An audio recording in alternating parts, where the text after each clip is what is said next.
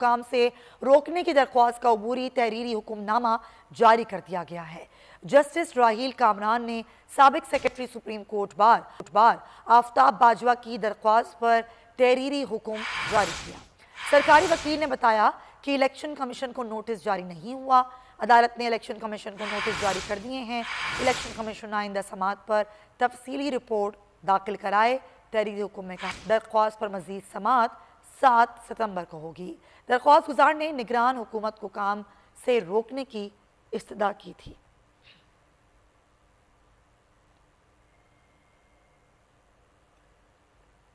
निगरान हुकूमत को काम से रोकने की दरख्वास्त का यह मामला है।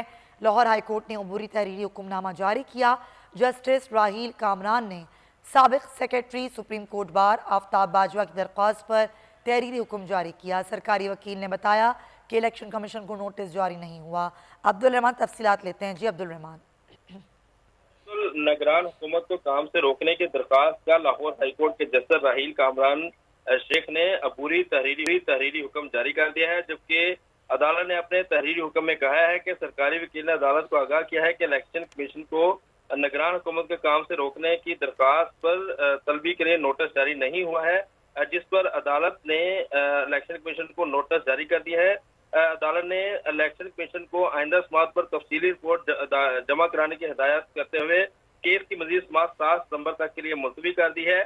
साबिक secretary supreme court bar Aftab Bajwa advocate की जानिब से निगरान हुकूमत पंजाब को काम से रोकने के लिए लाहौर हाई कोर्ट से रुजू कर रखा है, जिसमें यह मौका इख्तियार किया गया है कि निगरान हुकूमत जो है अपनी मुद्दत पूरी कर चुकी है। सुप्रीम कोर्ट ने इंतखाबात में तोसी का हुक्म जारी किया है, मगर निगरान हुकूमत ठीक है अब्दुल रहमान, बहुत शुक्रिया आगाह करने के लिए।